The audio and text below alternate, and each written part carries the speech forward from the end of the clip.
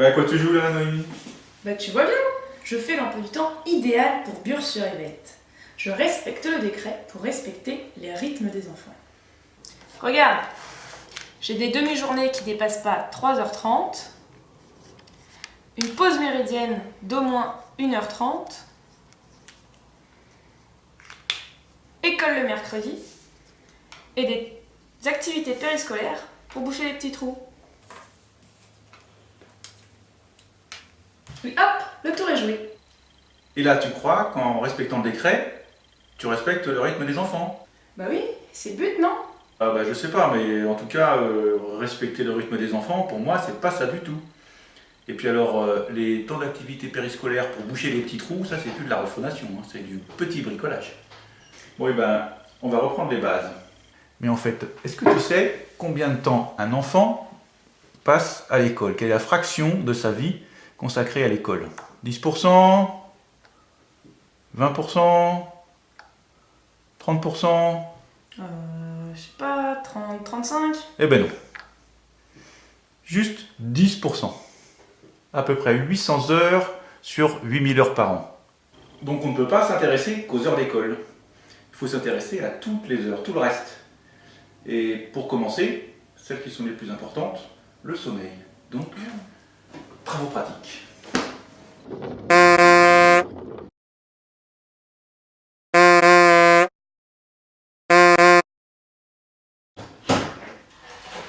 Oh là là, Jaco! J'ai fait un rêve bizarre cette nuit. Il y avait un bus qui me fonçait dessus. D'ailleurs, on rêve toutes les nuits. Oui, on rêve toutes les nuits, mais plus ou moins. On va voir ça. Alors, le sommeil est constitué de cycles. Chaque cycle fait environ 90 minutes. À l'intérieur des cycles, on a différentes phases de sommeil. On a du sommeil lent profond, beaucoup au début, un petit peu à la fin, dans les derniers cycles. Et on a du sommeil paradoxal, un petit peu au début et beaucoup à la fin. Il y a une inversion entre la quantité de sommeil lent profond qui arrive au début des cycles du sommeil, dans les premiers cycles de sommeil, et du sommeil paradoxal dans les derniers cycles du sommeil en majorité. Le sommeil lent profond, c'est celui qui correspond à la récupération physique, à la croissance. Donc c'est important de conserver les premiers cycles du sommeil, et donc de se coucher tôt. Inversement, le sommeil paradoxal est le sommeil des rêves. Mais c'est aussi un sommeil qui est très important pour fixer certains apprentissages dans la mémoire à long terme. Donc il faut aussi conserver les derniers cycles du sommeil pour garder son sommeil paradoxal. C'est important de garder les deux bouts du sommeil.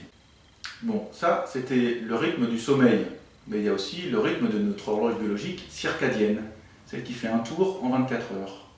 Ah là, d'accord. Bon là, je pars en vacances, hein. Tu m'expliqueras ça à mon retour.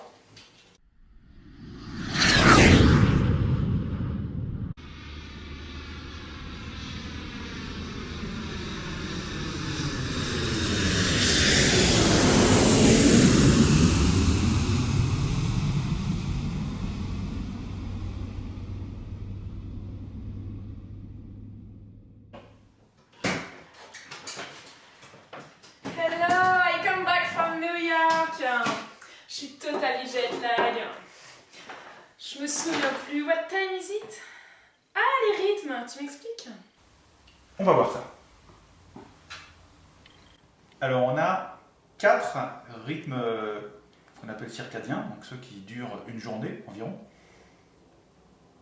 On a le rythme de la température du corps.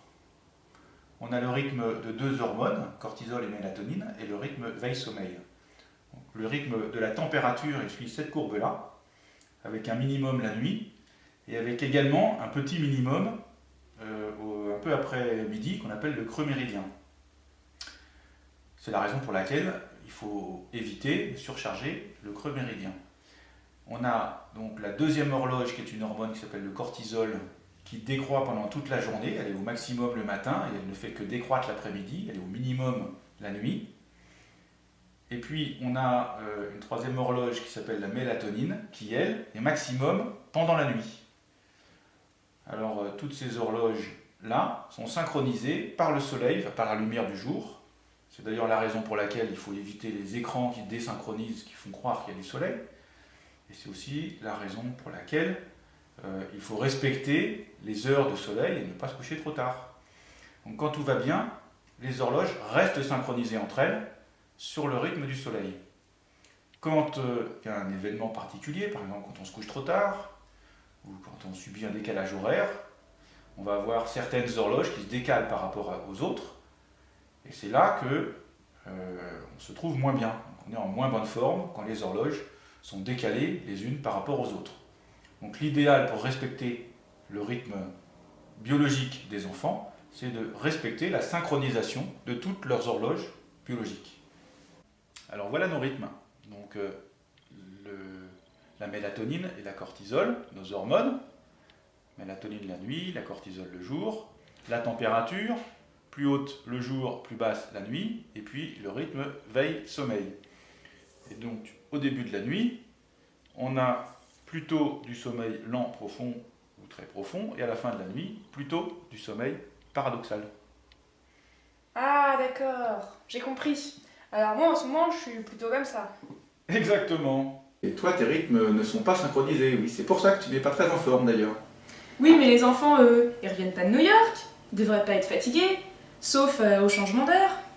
Non, le changement d'heure en lui-même n'est pas vraiment un gros problème. Par contre, les enfants qui se couchent tard parce que le soleil se couche tard, ça devient un problème.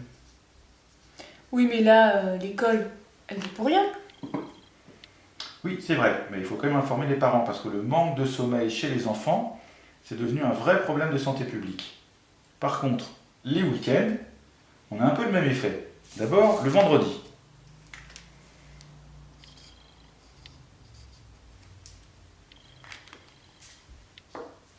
Les enfants qui n'ont pas école le lendemain se couchent souvent trop tard.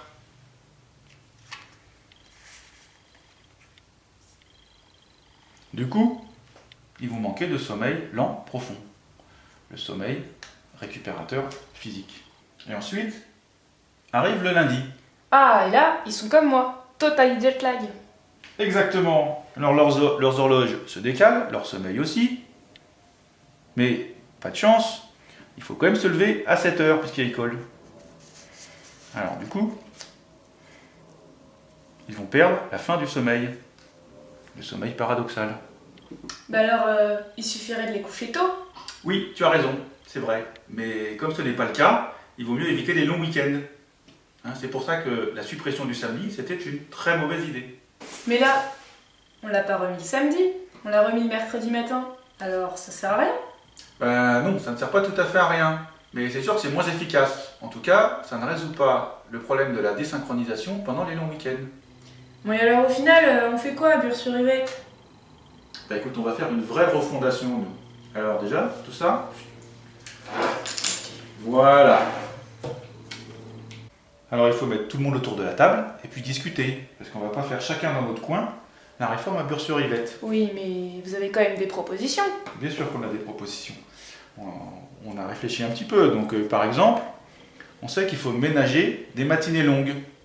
Parce que quand on ménage des matinées longues, on peut donner aux enfants la possibilité de s'investir dans ce qu'ils font, et donc d'y trouver un intérêt, un sens, et d'éviter qu'ils s'ennuient, la lassitude.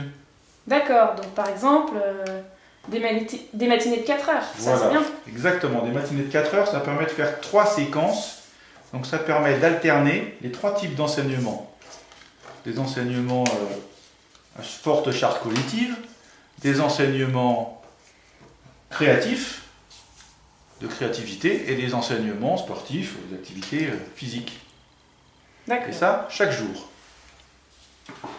On a d'autres propositions. Par exemple, pour les activités dites périscolaires, il faut proposer des parcours éducatifs longs aussi. Parce que de la même manière, il faut éviter l'émiettement pour ces temps-là. D'accord. Donc, par exemple, des parcours éducatifs de 2 heures? Oui, c'est une bonne idée. Et qu'est-ce qu'on fait les autres jours? On Eh a de ben, l'école? les autres jours, il y a de l'école. Donc ça fait des séquences de jours, des séquences d'école de 2 heures. Une autre proposition sur laquelle il faudra discuter, c'est d'envisager une dérogation pour le samedi matin. Plus on discute sur les problèmes que soulève la mise en place de l'école le mercredi, plus on discute sur l'intérêt que peut avoir le samedi matin en termes éducatifs, et puis quand on prend en compte le fait que les week-ends trop longs perturbent les cycles biologiques des enfants, on s'aperçoit qu'il y a un intérêt, en tout cas, à réfléchir au samedi matin. D'accord. Alors, on enlève l'école le mercredi et on la met le samedi. Eh bien, il va falloir en discuter.